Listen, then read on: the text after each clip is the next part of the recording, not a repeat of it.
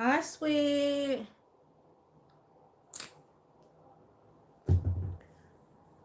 Just doing it. Thank you, Zach, for coming through. I appreciate it. Thank you.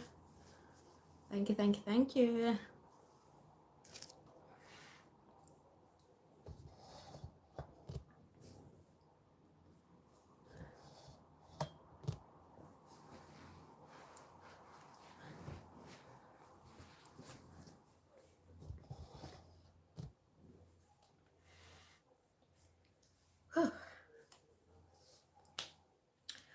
I will start in a bit. I just wait for some more people to come through. And then we'll get started on the chapters.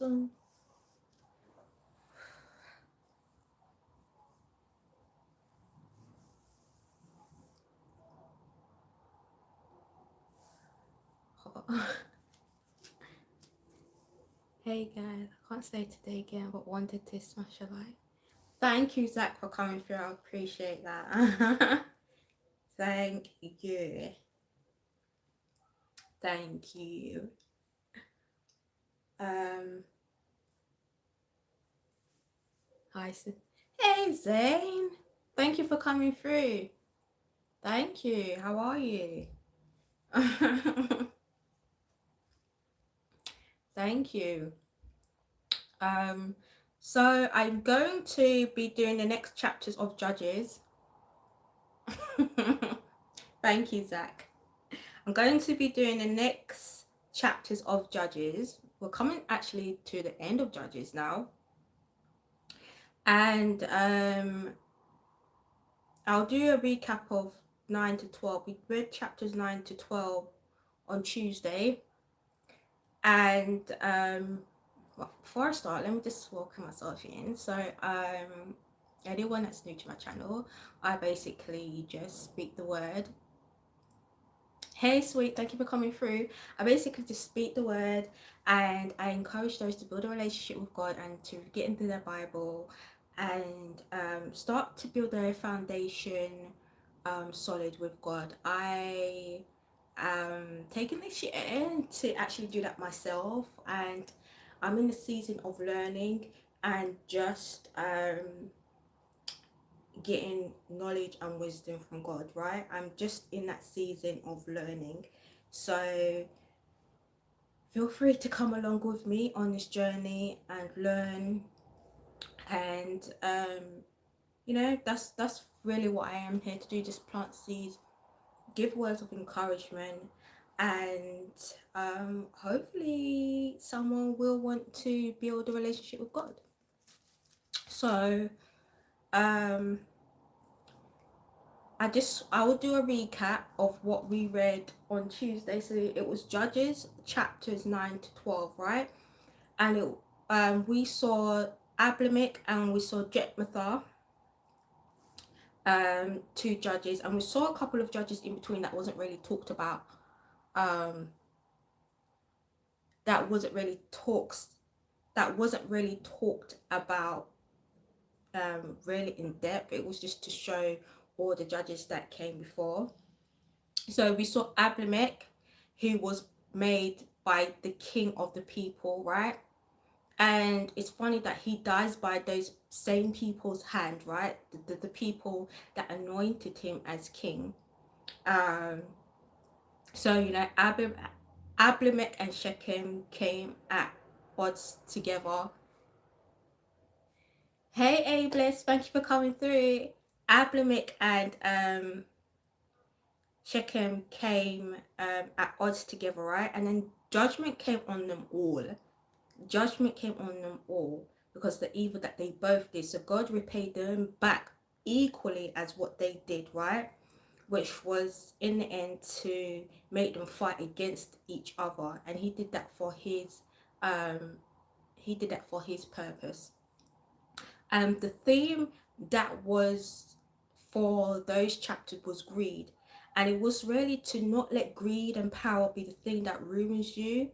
Don't let pride and ego cloud your judgment on what to do. Because as we saw, with Jephthah, he foolishly made a vow, right, to defeat the Ammonites at the cost of his own daughter, because he was so hasty, he was so in a rush to defeat the Ammonites, right? And he didn't think about the vow. He didn't think about the vow, right, that he made with God. He foolishly made this vow, and he didn't realize the implications that it would have effect on him. So it's really just to think about what you say before you say it, and just think about your actions, especially when you're going to God with an oath, especially when you're going to him with a vow, because once you solidified that in, God is expecting that of you, right?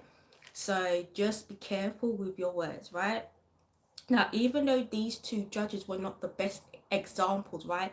These two judges were not the best examples, right, of being a judge, because they were doing it for their own personal gain, which wasn't the mission. The mission was to deliver the Israelites out of oppression, right? So God used them. Hey Ron, thank you for coming through. God used them still to get his purpose, his mission fulfilled, right? He still used them, even though they wasn't a good example, and even though they were starting to lead the Israelites further into destruction, he still used them. So he always listened, always watching, fear not, be not. Exactly, a blessed. Be focused on the mission, because if they had been focused on the mission, they wouldn't have been doing all these side quests and going here, there, and everywhere, and doing things on their own understanding, and doing things their own way, and doing things for their own greed and personal gain. Rather, they would have done it for the glory of God, right? But they didn't do it for the glory of God, they did it for themselves, which is not good. So we're gonna do the next judge, which is the last judge, and I'm quite sure everybody's familiar with Samson, right? So we're going to be reading chapters 13 to 16, and the themes that I've set is pride, self-righteous, and God's mercy, right? I will talk at the end a little bit more about Samson, but we just know that Samson wasn't really a reliable person, right? He wasn't a reliable person. And when I got to the end of Samson, I was like, Samson, why? You had one job, you had one job to do, you had one task to do, and how can you mess up, the mission that God gave you? From birth, he gave you these gifts. How do you mess that up so badly? So we're going to be reading chapters 13 to 16 in the book of Judges, and this is the birth of Samson. So again, the Israelites did evil in the eyes of the Lord. So the Lord delivered them into the hands of the Philistines for 40 years. A certain man of Zorah named Manoah from the clan of the Danites had a wife who was childless, unable to give birth. The angel of the Lord appeared to her and said, "You are barren and childless, but you are going to become pregnant and give birth to a son. Now see to it that you drink no wine or other fermented drinks, and that you do not eat anything unclean. You will become pregnant and have a son whose head is never to be touched by a razor, because the boy is to be a Nazarite." So, hey twins, thank you for coming through. So a Nazarite, so we read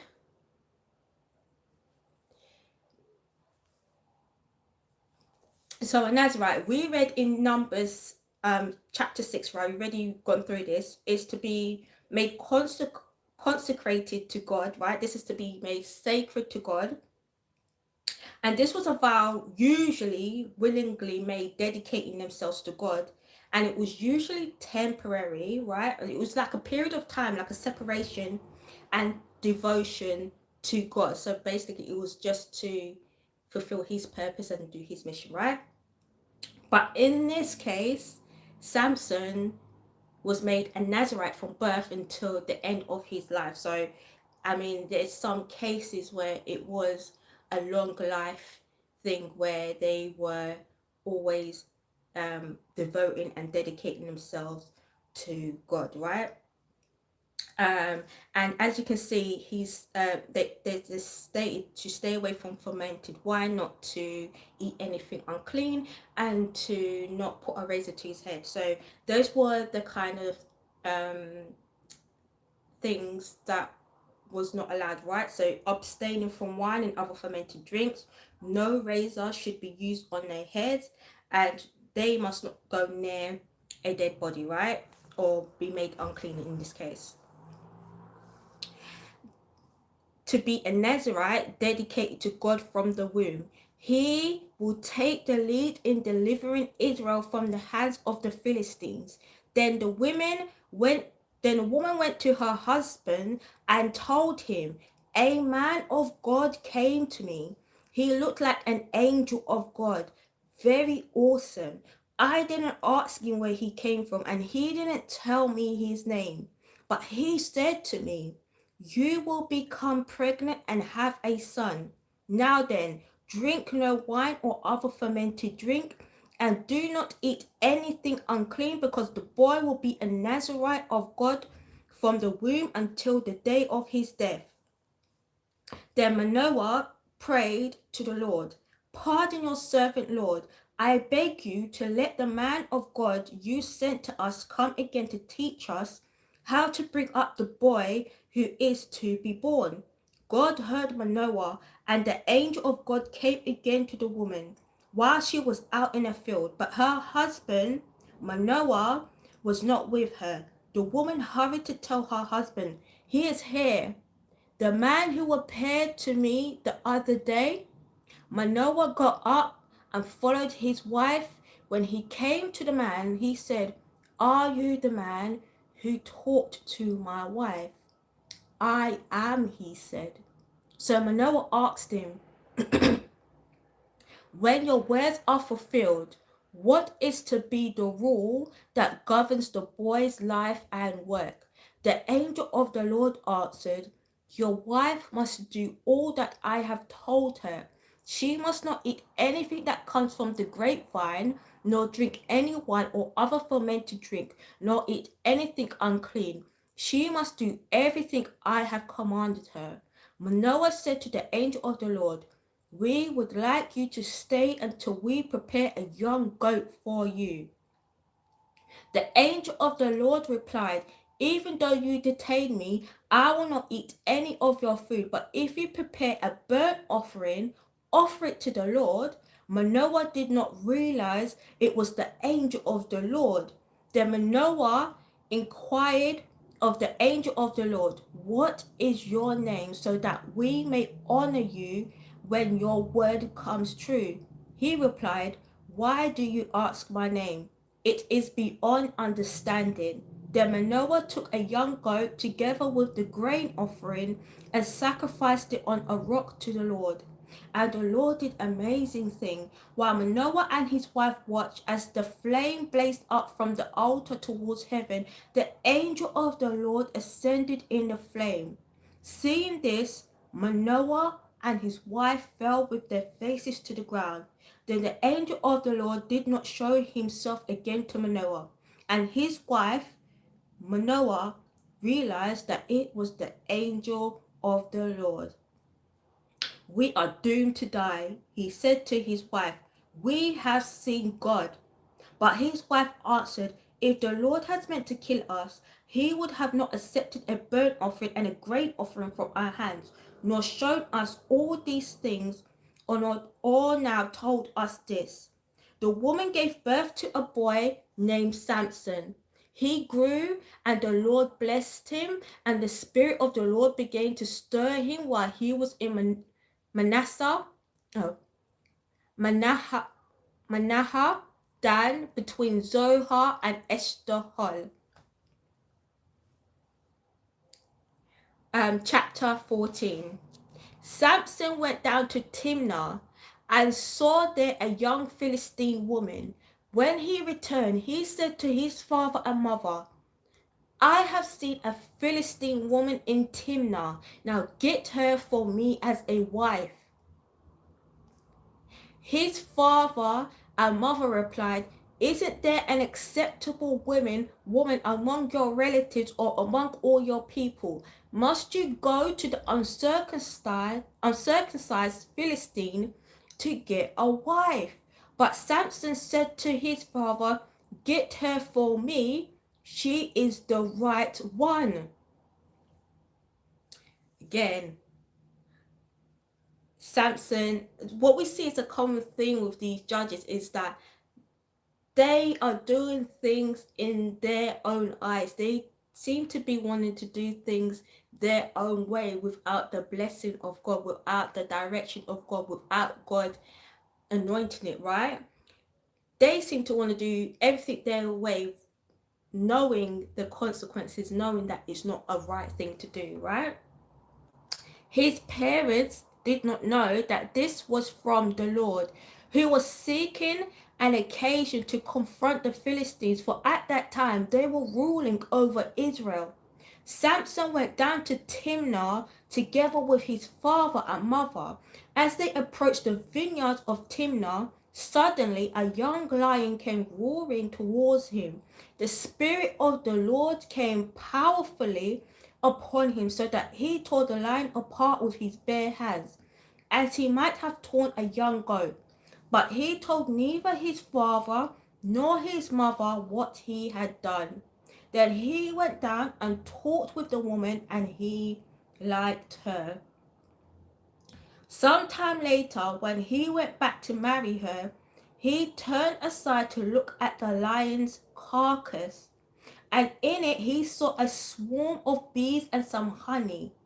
He scooped out the honey with his hands and ate as he went along. When he rejoined his parents, he gave them some, and they too ate it. But he did not tell them that he had taken the honey from the lion's carcass. Now his father went down to see the woman, and there Samson held a feast, as was customary for young men. When the people saw him, they chose 30 men to be his companions. Let me riddle you, Samson said to them. If you can give me the answer within the 7 days of the feast, I will give you 30 linen garments and 30 sets of clothes. If you can't tell me the answer, you must give me 30 linen garments and 30 sets of clothes. Tell us your riddle, they said. Let's hear it. He replied, out of the eater something to eat, out of the strong something sweet. For 3 days they could not give the answer. On the 4th day, they said to Samson's wife, coax your husband into explaining the riddle for us, or we will burn you and your father's household to death. Did you invite us here to steal our property? Then Samson's wife threw herself on him, sobbing, you hate me. You don't really love me. You've given my people a riddle, but you haven't told me the answer. I haven't explained it to my father or mother, he replied, so why should I explain it to you? She cried the whole 7 days of the feast. So on the 7th day, he finally told her, because she continued to press him. She in turn explained the riddle to her people before the sun set. On the 7th day, the men of the town said to him, what is sweeter than honey? What is stronger than a lion? Samson said to them, if you had not plowed with my heifer, you would have not solved my riddle. Then the Spirit of the Lord came powerfully upon him. He went down to Ashkelon, struck down 30 of their men, stripped them of everything, and gave their clothes to those who had explained the riddle. Burning with anger, he returned to his father's home, and Samson's wife was given to one of his companions who attended him at the feast.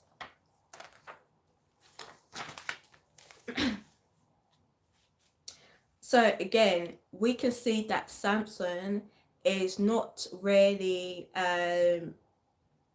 thinking, right? And it's probably because he doesn't think that his wife is not a threat, that he is not in any immediate danger, right? But he should have kept really strong-willed, right? He should have really be keeping himself made apart, right? He's already integrated with the Philistine women, right? Which God has already said, don't intermarry, don't surround yourself around them, right? And he wasn't strong-willed enough, I guess, to say, no, let them figure it out, right? And it got to the point where she kept pressing him and asking him, right, for the answer. And in the end, he gave up because he didn't want to keep dealing with her asking, right? Which goes back to leadership and having to be a leader, right? And making sure that in this instance he should have had control of the situation, which he didn't. Chapter 15. Later on, at the time of wheat harvest, Samson took a young goat and visited his wife. He said, I am going to my wife's room, but her father would not let him go in. I was so sure you hated her, he said, that I gave her to your companion. Isn't her youngest sister more attractive? Take her instead. Samson said to them, this time I have a right to get with the Philistine. I have right to get even with the Philistines. I will really harm them. So he went out and caught 300 foxes and tied them tail to tail in pairs. Then he fastened a torch to every pair of tails, lit the torches, and let the foxes loose in the standing corn of the Philistines. He burnt up the shooks and standing corn together with the vineyards and olive oils. When the Philistines asked, who did this? They were told, Samson the Timnite, son-in-law, because his wife was given to his companion. So the Philistines went up and burned her and her father to death. The same thing that they were running from initially was to not burn, right? Her and her father, right? It's the same thing that ended up happening to her, right? In the end, was it worth it, her giving up the riddle to these men? Samson said to them, since you have acted like this, I swear I won't stop until I get my revenge on you. He attacked them viciously and slaughtered many of them. Then he went down and stayed in a cave in the rock of Etam. The Philistines went up and camped in Judah, spreading out near Leah. The people of Judah asked, why have you come to fight us? We have come to take Samson prisoner, they answered. Do to him as he did to us. Then 3,000 men from Judah went down to the cave in the rock of Etam and said to Samson, don't you realize that the Philistines are ruler over us? What have you done to us? He asked. I merely did to them what they did to me. They said to him, we have come to tie you up and hand you over to the Philistines. Samson said, swear to me that you won't kill me yourselves. Agreed, they answered. We will only tie you up and hand you over to them. We will not kill you. So they bound him with 2 new ropes and led him up from the rock. As he approached Leah, the Philistines came towards him shouting. The Spirit of the Lord came powerfully upon him. The ropes on his arms became like charred flax, and the binding dropped from his hands. Finding a fresh jawbone of a donkey, He grabbed it and struck down 1,000 men. Then Samson said, with a donkey's jawbone, I have made donkeys out of them. With a donkey's jawbone, I have killed 1,000 men. When he finished speaking, he threw away the jawbone, and the place was called Ramathleah. Because he was very thirsty, he cried out to the Lord, you have given your servant this great victory. Must I now die of thirst and fall into the hands of the uncircumcised? Then God opened up the hollow place in Leah, and water came out of it. When Samson drank, his strength returned, and he was revived. So the spring was called En Hakkore, and it is still there to this day. Hi, Noah. That just shows the living water, right? God, the living water, right? Samson needed replenishing. He needed to be refreshed, right? And only the living water can replenish you like that. Only God can give you that strength. Only He can refresh you and make you renewed again, right? So Samson crying out, I need water. I need to be filled with that living water again, so I can regain my strength, so I can go back out and continue on my mission, right?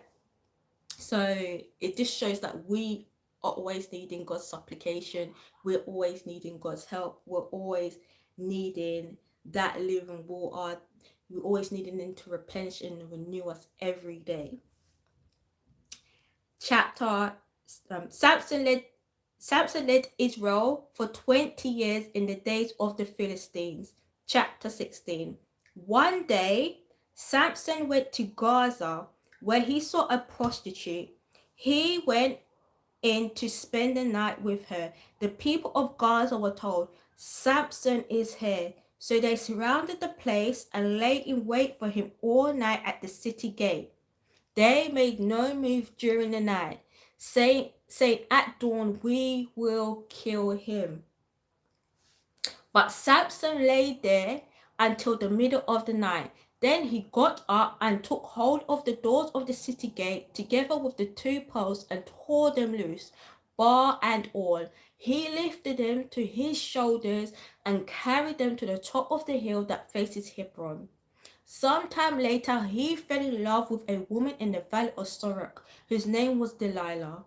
The rulers of the Philistines went to her and said, see if you can lure him into showing you the secrets of his great strength and how we can overpower him so that we may tie him up and subdue him. Each one of us will give you 1,100 shekels of silver. So Delilah said to Samson, tell me the secret of your great strength and how you can be tied up and subdued.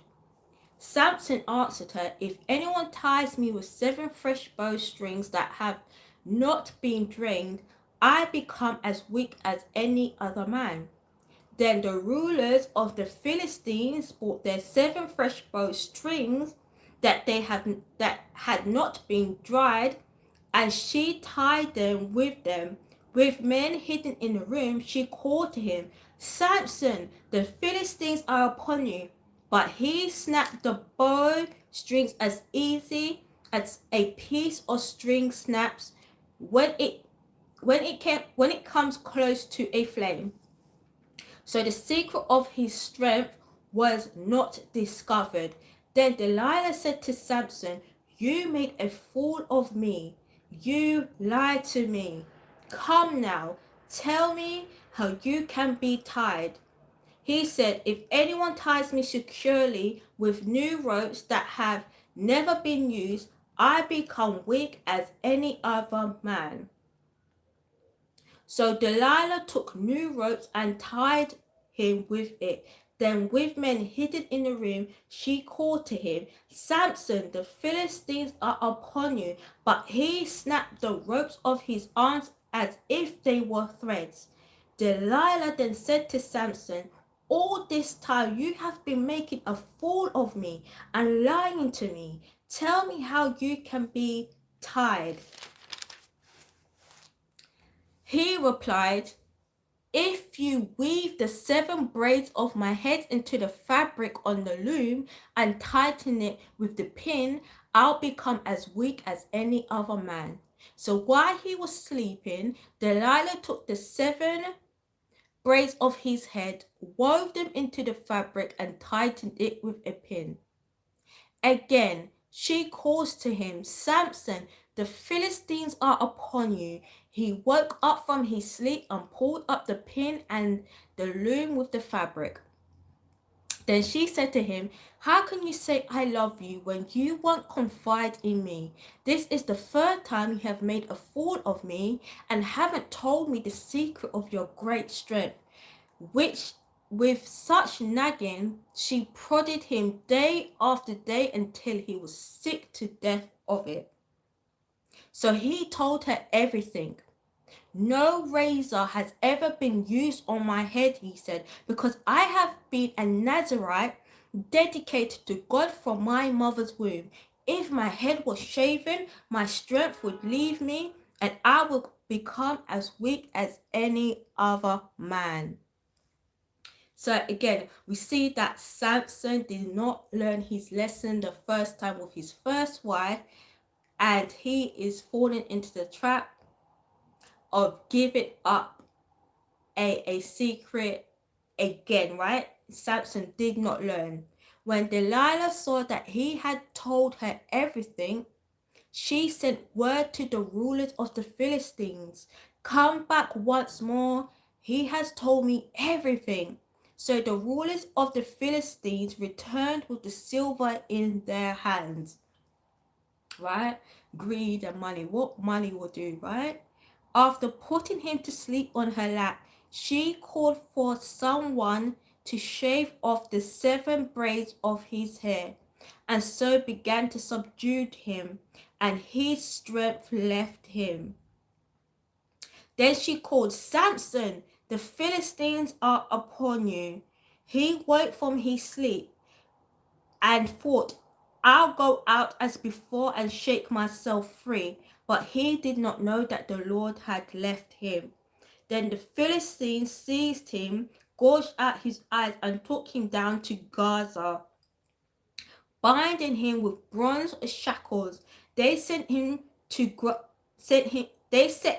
grinding corn in the prison, but the hair on his head began to grow again after it had been shaved. Now the rulers of the Philistines assembled to offer a great sacrifice to Dagon, their god, to celebrate, saying, our God has delivered Samson, our enemy, into our hands. And you see the adversary, the accuser, the accuser was working overtime to make sure that Samson was defeated, right? So we really have to protect our gifts that God gives us, because listen, the devil is roaming, right? He's roaming, just looking for that one person, and if he can see just a little bit of weakness, he's ready to just get in there and just, you know, cause destruction, which he has done with Samson, because he could see there was a way that he could get into Samson and get through him, right? He did so, right? And that was another one of his downfalls, was not keeping his faith in God.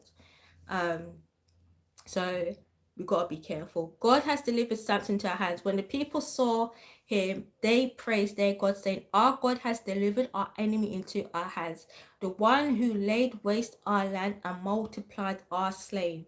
While they were in high spirits, they shouted, bring out Samson to entertain us. So they called Samson out of the prison, and he performed from them. When they stood him among the pillars, Samson said to the servant who held his hand, Put me where I can feel the pillars that support the temples, so that I may lean against them. Now the temple was crowded with men and women. All the rulers of the Philistines were there. And on the roof were about 3,000 men and women watching Samson perform. Then Samson prayed to the Lord. And again, this is the only time we kind of see Samson acknowledge God and actually have some sort of faith and um and and ask God for his help, right?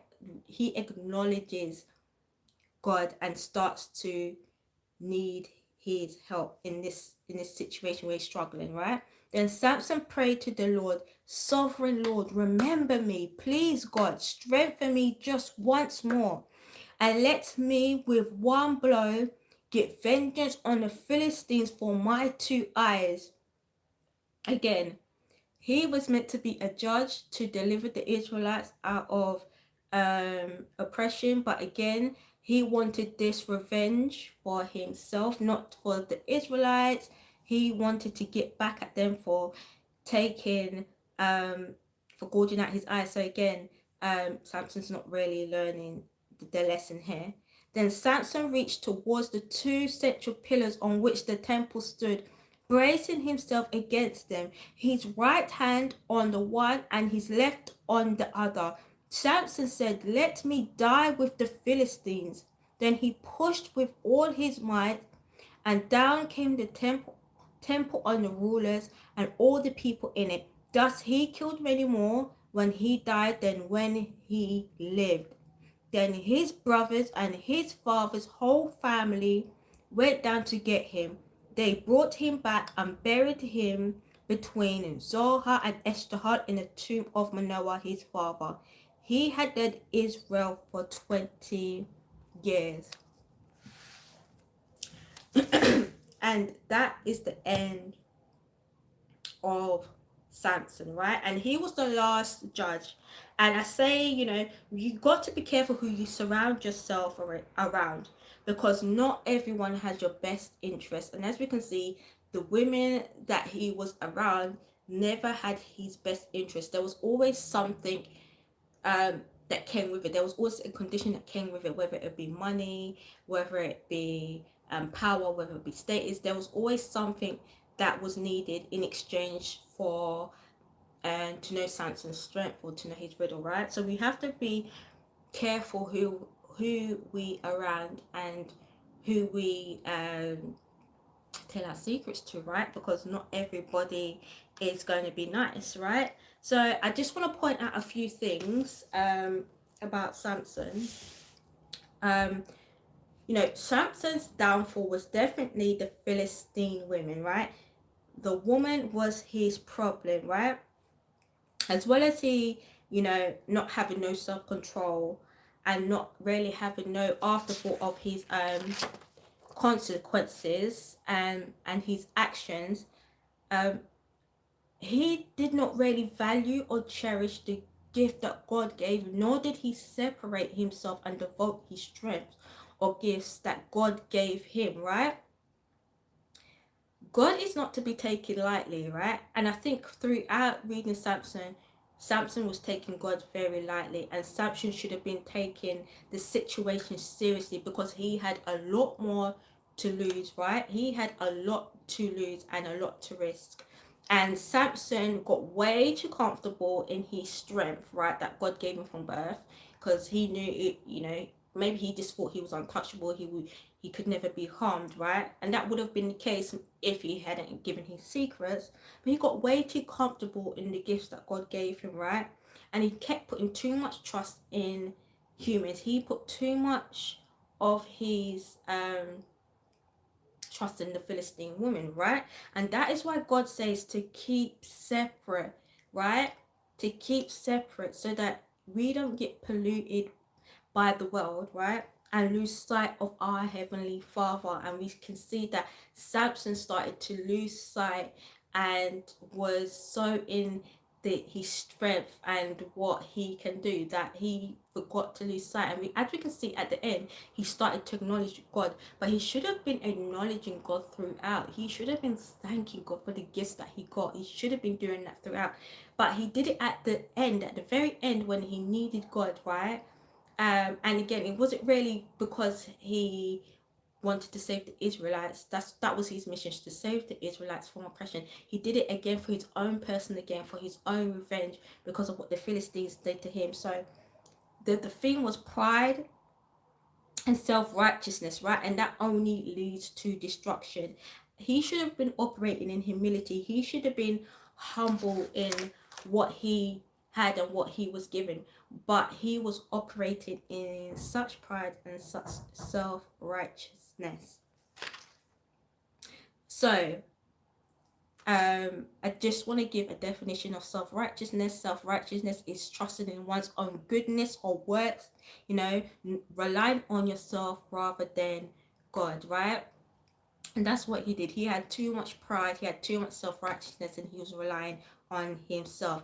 He also broke the three things that God said for him not to do as a Nazarite: not to drink wine, not to shave his head, and not to be made unclean. And as we can see, shave his head, Delilah.